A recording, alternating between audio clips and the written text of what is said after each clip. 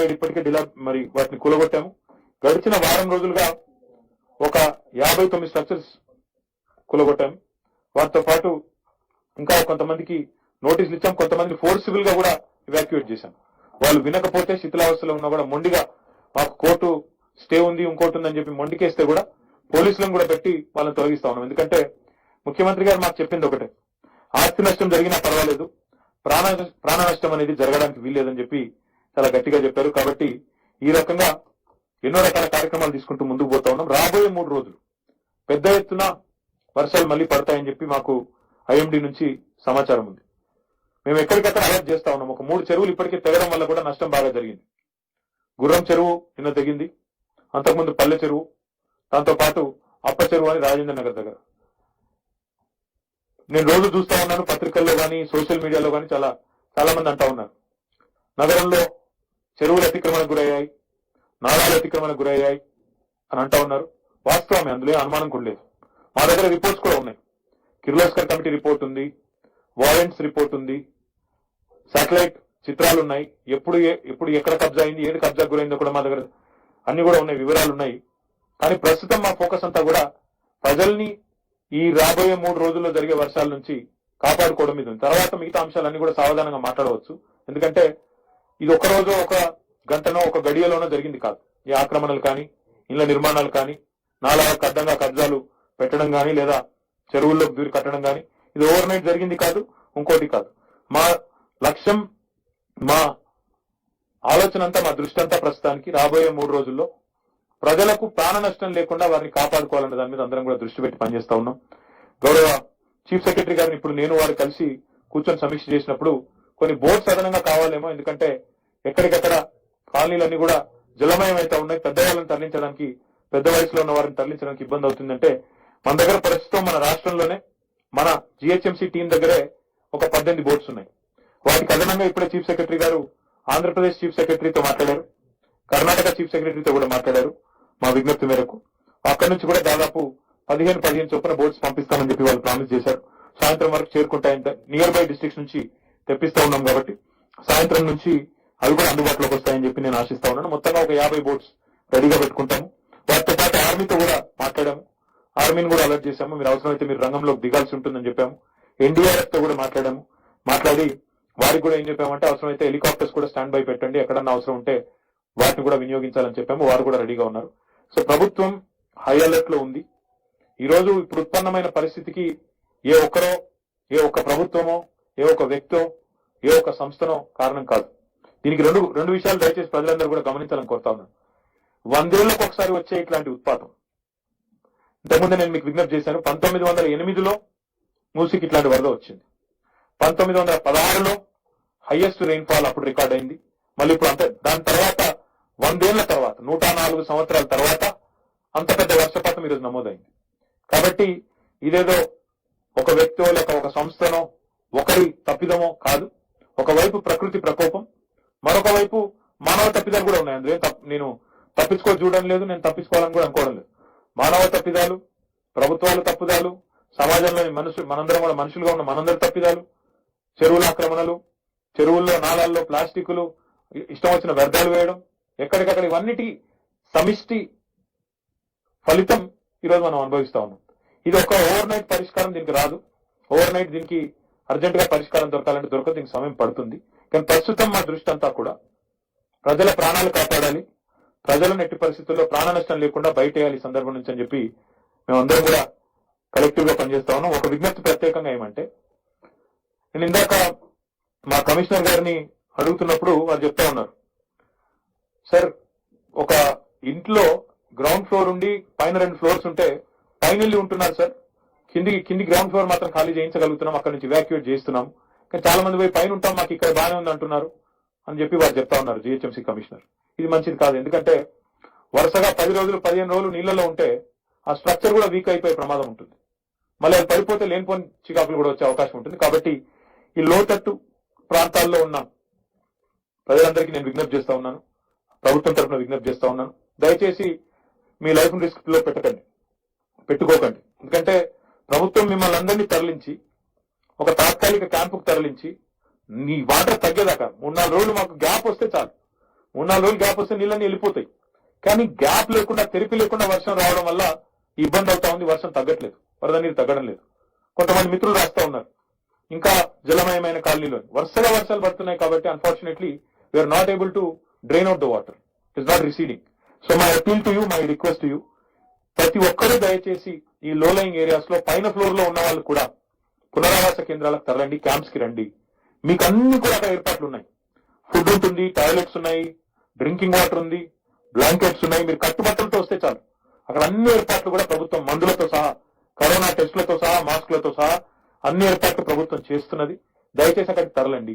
మీరు ఇంట్లో ఉండి అనవసరంగా రిస్క్ తీసుకుంటే మీకు ఇంటింటికి వచ్చి ఫస్ట్ ఫ్లోర్ కి, సెకండ్ ఫ్లోర్ కి భోజనం అందించడం అంటే కష్టం అవుతుంది.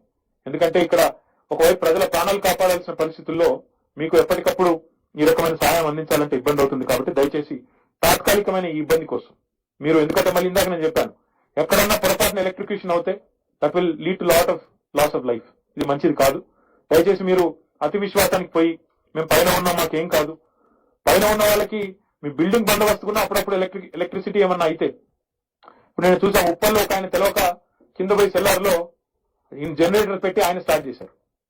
సెల్లార్ లో నీళ్లుండగా స్టార్ట్ చేయడం వల్ల షాక్ కొట్టి భాస్కర్ రెడ్డి అనుకుంటా ఆయన పేరు, ఆయన అక్కడ చనిపోయారు ముసారంబాగ్లో.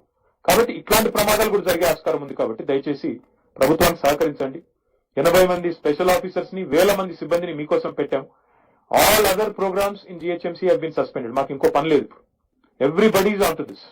అందరు అధికారులు ఇదే పనిలో ఉన్నారు. ఇదే పనిలో ప్రజాప్రతినిధులు కూడా నిమగ్నమై ఉన్నారు. దయచేసి ఆవేశాలకు పోకుండా, ఆవేశానికి లోన్ కాకుండా, రకరకాలుగా జరిగే దుష్ప్రచారానికి కూడా నమ్మకుండా. ఎందుకంటే ఇప్పుడు సోషల్ మీడియాలో కూడా ఇదో ట్రెండ్ తయారైంది. ఇక్కడ వాళ్ళు మునిగిపోయారంటే ఇదిగో పులంటే అదిగో తోక అన్నట్టు, ఇదైపోయింది అదైపోయింది అని రకరకాల విష ప్రచారాలు చేస్తా ఉన్నారు. వాటిని నమ్మకుండా ప్రభుత్వం వైపు నుంచి వచ్చే అలర్ట్ నమ్మండి, ప్రభుత్వం వైపు నుంచి వచ్చే సమాచారాన్ని మాత్రమే విశ్వసించండి తప్ప ఈ దుష్ప్రచారాలకి, లేనిపోని ప్రచారాలకి మీరు అనవసరంగా కన్ఫ్యూజ్ కావద్దని చెప్పి కూడా కోరుతూ, మీ ప్రాణాలను రిస్క్ లో పెట్టవద్దని చెప్పి కూడా ప్రజలందరికీ విజ్ఞప్తి చేస్తూ, ప్రభుత్వానికి సహకరించి మీరందరూ కూడా మరి రాబోయే రోజుల్లో కొంత సేఫ్ ఉండాలని చెప్పి కూడా మళ్ళొకసారి విజ్ఞప్తి చేస్తూ, అన్ని రకాల కార్యక్రమాలు కూడా ప్రభుత్వం తీసుకుంటుందని విజ్ఞప్తి చేస్తూ, మీడియాకు కూడా ప్రత్యేకంగా మళ్ళొకసారి సమస్య ఉంటే మీరు మా దృష్టికి తీసుకోనండి. Of course you can bring it to our notice. Of course you can tell us exactly what needs to be done, which areas need to be attended to. We have a fair idea as to what is to be done because we already know what areas are inundated and what is likely to happen. ఎక్కడెక్కడ మళ్ళీ వర్షాలు పడితే ఎక్కడ నీళ్ళు వస్తాయో we have a fair idea. But at the same time I request media also, to kindly work with us after the disaster. In fact, there will be relief and rehabilitation. So therefore my appeal to all of you, please work with us. After this we can certainly indulge in a lot of debate on what needs to be done to reinvent Hyderabad. Without a question, Honorable Chief Minister is already on top of it. He's already working on it. It's just that we are waiting for this issue to get over so that we can get on rebuilding and redoing Hyderabad. I also wanted to thank Honorable Chief Minister of Tamil Nadu. He's already extended his solidarity. ఒక 10 కోట్ల రూపాయలు తమిళనాడు ముఖ్యమంత్రి గారు తెలంగాణ ప్రభుత్వానికి, ముఖ్యంగా ఈ వరదల విషయంలో ఇబ్బంది పడుతున్న హైదరాబాద్ నగరం కోసం వారు అనౌన్స్ చేశారు. వారికి ప్రత్యేకంగా ధన్యవాదాలు. దాంతో పాటు ఇంకా కొన్ని బ్లాంకెట్స్ కూడా, రాబోయే కాలం మనకి చలికాలం వస్తుంది కాబట్టి ఈ చలికాలం కూడా లానినో ఎఫెక్ట్ వల్ల చాలా చలిగా ఉంటుంది, ఎక్కువ చల్లగానే ఉంటుందని చెప్తున్నారు. కాబట్టి బ్లాంకెట్స్ కూడా పంపిస్తున్నారు 1000 సంఖ్యలో. వారికి ప్రత్యేకంగా తెలంగాణ ప్రభుత్వం తరఫున I would like to extend my gratitude to the Chief Minister and the government of Tamil Nadu.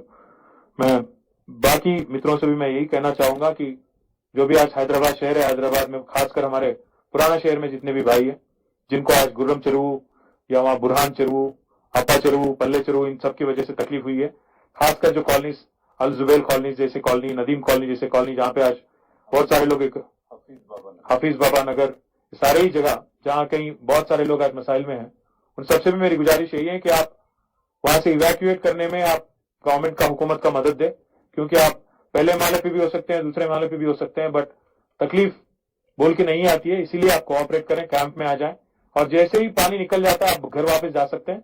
But पहली बात, गवर्नमेंट की जो एफर्ट है, लाइफ लॉस नहीं होना चाहिए करके इसमें जरा आप सब लोग हमारी मदद दें. और I request all corporators of Hyderabad, all MLAs of Hyderabad, all MLCs and MPs of Hyderabad to please take part, and all NGOs and all public representatives to take part in relief operations, take part in rescue operations. Please ensure that you reach out to everybody and work with the government in reaching and relocating all of them to relief camps and ensure that there is no life loss.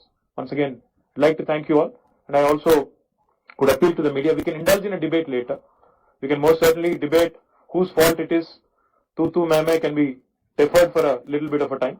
I request you all to kindly focus and also make us aware. If there is a problem somewhere, if our help has not reached, please tell us. We're happy to get your constructive feedback. We can all indulge in a larger discussion after this issue, is subsided. Thank you. We're open to questions. Like I said, about 33 people have lost lives in GHMC and adjoining municipal areas, and out of which 29 families have already been compensated from government as per the existing government orders. 4 people are yet to be compensated. 3 people are missing. I am only confining myself to municipal areas and adjoining areas. I'm not talking about the entire state. I'm only talking about Hyderabad and adjoining areas. So out of 33, 29 have been compensated. Like I said, 3 people are still missing. We are tracing them. More than 37,000 families have been shifted to relief camps. But what happens is, this is not like a cyclone where people have to stay in a camp for 15 days. What is happening? Jaisa pani wapis ja raha hai, people are going back. So as we speak right now, there may be 2,000 plus people in the camps. But unfortunately what's happening is, as and when the water recedes, they are going back. थोड़ा भी अगर उनको अब होता ये है भाई कि पानी थोड़ा भी निकल जाए तो हर किसी को घर जाने का मन रहता है, घर जाके साफ सफाई करना होता है, देखना होता है कि कितना नुकसान हुआ है, क्या है. तो we can't really put a number because it's a dynamic situation where నీళ్లు తగ్గాయనగానే వాళ్ళు వెళ్ళిపోతున్నారు వెనక్కి. వెళ్ళిపోయి ఇంట్లో మొత్తం సాఫ్ చేసుకోవాలి, మనీ చూసుకోవాలి, మొత్తం ఏం జరిగింది ఏం లేదని చూసుకోవాలి. We've been able to evacuate and send about 37,000 people to camps. But like I said, right now as we speak, about 2,000 people would still be in the camps. But this afternoon there is a heavy rain prediction, so that number will be increasing. As time passes, that number will increase. Like I said, IMD has already warned us that there would be heavy rainfall today accompanied by thunderstorms. So we know exactly which areas are going to be inundated. We are going to evacuate those colonies. In fact, like I said, we will go house by house and evacuate them, and we will ensure they are sent to relief camps. So thousands of people will be evacuated today, tomorrow and day after.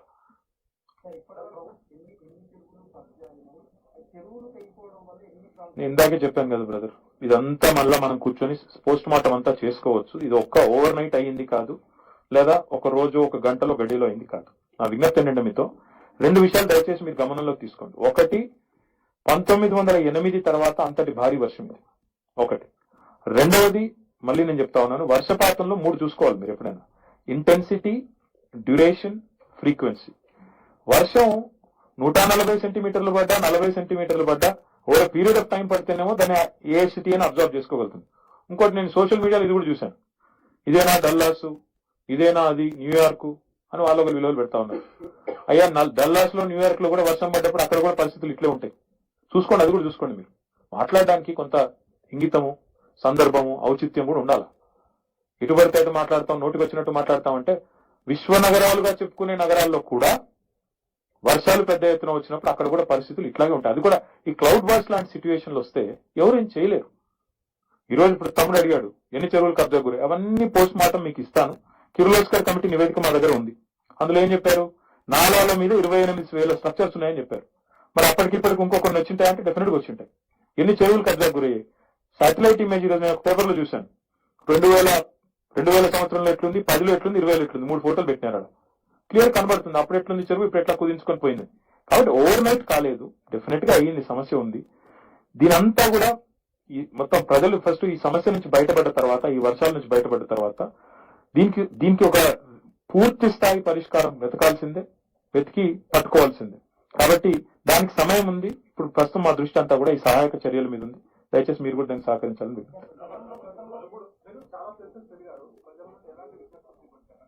అంటే ప్రజలు ప్రధానంగా చెప్పింది అయితే మాకు 2 విషయాలు చెప్పారు. ఒకటి, మాకు శాశ్వత పరిష్కారం చూపండి. నేను ఫిర్జాది కూడా పోయినా, మల్కాజ్గిరి పోయినా, దాదాపు ఒక 30-40 కాలనీస్ పోయాను. నేను ఎక్కడ పోయినా ఒకటే చెప్తున్నారు, మాకు పర్మనెంట్ సొల్యూషన్ చెప్పండి. హైదరాబాద్ అదృష్టం ఏంటంటే వీ హ్యావ్ మూసీకి న్యాచురల్ గా గ్రావిటీ ద్వారా నీళ్లు తీసుకునే శక్తి ఉంది. కానీ నీరు పళ్ళ మేరకు అంటారు. నీరు పళ్ళ మెరుగు కరెక్టే, కానీ పల్లానికి పోదామంటే నీటికి అడ్డంకులు కట్టాం. ఆ అడ్డంకుల వల్ల నీళ్ళు ఈ రోజు ఇళ్లలోకి వస్తా ఉన్నాయి. చెరువుల్లో ఉండాల్సిన చోట కాలనీలు ఉన్నాయి, ఆ కాలనీలోకి ఇక ఇప్పుడు అంటే బాధ. ఎక్కడైనా పోయి నేను ఆ కాలనీలో మీరు ఇక్కడ ఎందుకు కట్టుకున్నారు అంటే వాళ్ళ కోపం వస్తుంది. మీరే కదా పర్మిషన్ ఇచ్చారంటే, నేను ఇచ్చానా, నా వెనకాల ఉన్నాయని ఇచ్చాడా, ఆయన అంతకంటే ముందు నేను ఇచ్చాడని పక్కన పెడితే మీరే ఇచ్చారు కదా అంటారు. మీరే ఎల్ఆర్ఎస్ పెడుతున్నారు, మీరే బీఆర్ఎస్ పెడుతున్నారు. ఇవన్నీ జరిగినాయి, కాదంటలేదు. కానీ అల్టిమేట్ పరిష్కారం వెతకాల్సిందే. ఇవన్నీ ఉన్నప్పటికీ కూడా పరిష్కారాలు వెతకాల్సిందే, వెతుకుతాము. ప్రజలు అడిగేది శాశ్వత పరిష్కారం చూడండి, మళ్ళీ ఈ పరిస్థితి ఉత్పన్నం కాకుండా చూడండి. ఒకటి. రెండోది ఏం చెప్పారంటే, మేము చాలా నష్టపోయాము, మాకేమైనా నష్టపరిహారం ఇప్పిండి అని అడిగారు. ఈ రెండు కూడా గౌరవ ముఖ్యమంత్రి గారి దృష్టికి తీసుకొని పోయాము. వారు తప్పకుండా దాని మీద పరిశీలించి ఒక నిర్ణయం తీసుకుంటుంది ప్రభుత్వం అని చెప్పారు.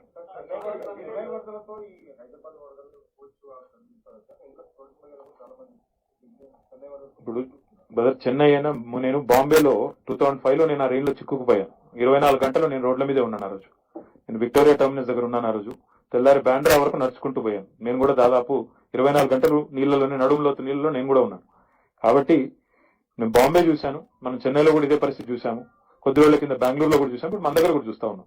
అర్బన్ ఫ్లడింగ్ అనేది ఒక దీని కింద వస్తా ఉంది, కొత్త సమస్య కింద ఉత్పన్నం అవుతా ఉంది. డెఫినెట్ గా ఇందులో కొన్ని సారూప్యాలు ఉంటాయి. కొన్ని చోట్ల ఇతర నగరాల్లో అండర్ గ్రౌండ్ డ్రైనేజ్ రూపంలో కూడా పెద్ద ఎత్తున కట్టారు. టోక్యో లాంటి నగరంలో అండర్ గ్రౌండ్ కూడా పెద్ద ఎత్తున నీళ్లు వస్తే కూడా అబ్జర్వ్ చేసుకుంటట్టు కట్టారు. కానీ కొన్ని మన దేశంలో ప్రాక్టికల్ గా సాధ్యం కావు, ఎందుకంటే మళ్ళీ it might cost another set of issues. కాబట్టి మన దేశానికి, మన నగరానికి సూట్ అయ్యే పరిష్కారాలు వెతకాలి. దానికి ఆల్రెడీ మా దగ్గర కావాల్సిన సమాచారం ఉంది. కిర్లోస్కర్ కమిటీ నివేదిక ఉంది, వాయంట్స్ ఉంది, జేఎన్టీయూ నివేదికలు ఉన్నాయి అన్ని. ఇంకొక మాట ఇందాక చెప్పడం మర్చిపోయాను, we're also pressing JNTU, IIT Hyderabad, we're also pressing IIIT Hyderabad and ASCI into, we are taking their help also in identifying and ensuring that these structures, wherever they are, these structures, dilapidated and weak structures, we have to identify them, we have to evacuate people. వాటి కోసం వారి services కూడా తీసుకుంటున్నాం. మా commissioner గారు official గా వారందరితో కూడా మాట్లాడుతూ ఉన్నారు.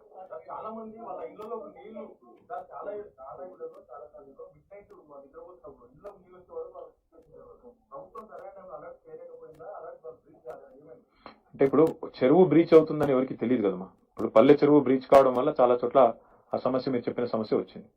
రెండవది ఏంటంటే, ఈ క్లౌడ్ బర్స్ట్ కూడా, ఈ ప్రెడిక్షన్స్ కూడా యాక్యురసీ కానీ వాటి విషయంలో ఎంత పడుతుంది, ఎప్పుడు పడుతుంది, ఎక్కడ పడుతుంది అనేది అంత సైంటిఫిక్ గా ప్రభుత్వానికి ఆ సమాచారం మా దగ్గర ఫింగర్ టిప్స్ మీద ఉండి యాక్యురేట్ గా ఉంటేనేమో మనం కూడా మీరు అన్నట్టు ఫ్లడ్ వార్నింగ్ సిస్టమ్ కూడా ఇన్స్టిట్యూట్ చేసి వారందరినీ కూడా ఎవాక్యుయేట్ చేయవచ్చు. కానీ ఈ బ్రీచెస్ మన చేతిలో ఉండవు. ట్యాంక్ తెగిపోవడం, చెరువులు దిగడం కానీ, కట్టలు దిగడం కానీ అది అసాధారణం కదా. అసాధారణంగా వర్షపాతం పడడం ఒకటేసారి. అక్కడ కొన్ని అప్ప చెరువు దగ్గర అయితే నేను రాజేంద్ర పోయాను, అక్కడ కావాలని కొంతమంది అక్కడ వచ్చి కట్టను పగలగొట్టారు, దానివల్ల నీళ్ళు వచ్చాయని కూడా చెప్తా ఉన్నారు. కాటేదాని ఏరియాలో క్రిమినల్ కేసు పెట్టమని చెప్పాం. కాబట్టి కొన్ని చోట్ల ఉద్దేశపూర్వకంగా జరిగిన నిర్లక్ష్యం ఉండొచ్చు, కొన్ని చోట్ల నేచర్ ఫ్యూరీ కూడా ఉండవచ్చు.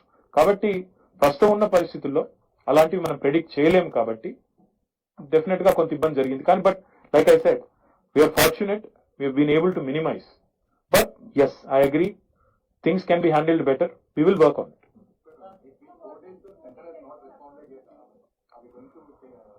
See, we will certainly, again, Chief Secretary garu has already Home Secretary తో మాట్లాడారు, already Prime Minister garu కూడా CM గారితో మాట్లాడారు. So we hope that they will respond positively. Why doubt them right now? While we understand, because even Home Minister has tweeted that they are monitoring the situation. So I'm sure they are watching.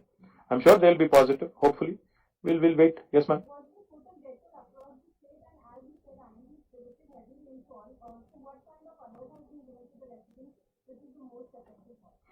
More than the residents, I think what we have been doing and what we will continue to do is, like I said, we have devised a strategy to evacuate all these lower lying areas to begin with, and especially in Musi and also all other tank adjoining areas.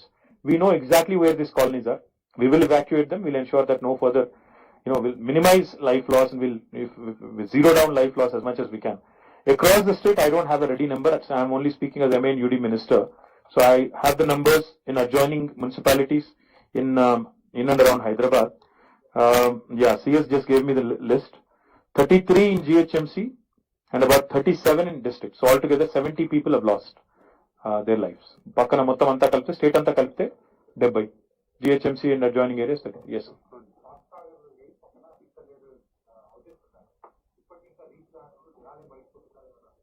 Will take it immediately brother. మాకు social media ద్వారా కూడా చాలా మంది చెప్తా ఉన్నారు, ఎక్కడికక్కడ అట్లా కూడా అలర్ట్ గా ఉన్నాం, రెస్పాండ్ అవుతా ఉన్నాం. I request principal secretary MN UD to respond to Fox Sagar. అక్కడ మా ఎమ్మెల్యే గారు కూడా వివేకానంద్ గారు కూడా తిరుగుతా ఉన్నారు.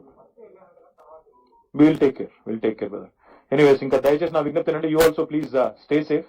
మీరు కూడా కొన్ని చోట్ల రిపోర్టింగ్ చేసేటప్పుడు మీరు కూడా నీళ్ళలో దిగి అక్కడ ఇక్కడ రిపోర్టింగ్ చేస్తా ఉన్నారు, జాగ్రత్త. ఎందుకంటే వరద ఉధృతి మళ్ళా మీకేమన్నా అయితే ఇంకా మాకు లేని ఇంకొక చిక్కు కూడా వస్తుంది, కాబట్టి మమ్మల్ని బదనాం చేయకండి, మీరు కూడా సేఫ్గా ఉండండి అని చెప్పి విజ్ఞప్తి. Thank you. ఏమంటారు? ఈ ఇయర్ బ్రదర్, ఈ ఇయర్ అస్తవ్యస్తం అయిపోయింది జనజీవితం. ఇప్పటికే మొన్ననే 2 రోజులు హాలిడేస్ డిక్లేర్ చేశాము. Will continue to watch. అంటే నేను I'm not saying no, will watch. Will continue to watch the intensity and then will respond. Thank you. చాలే బ్రదర్.